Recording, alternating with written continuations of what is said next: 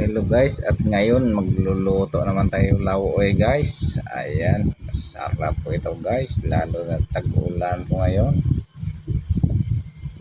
Yan po, lauoy na may isda guys. Lauoy na may prito na isda. Ayan, ito pakuluan natin itong mga pansahog niya guys, mga gulay niya po. Ayan, with tanglad guys,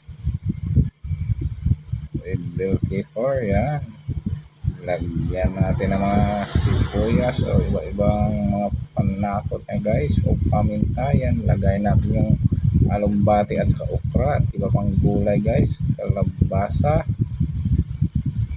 At pagkalipas ng ilang minuto guys, ilalagay natin yung prito na isda po. Ayan, and after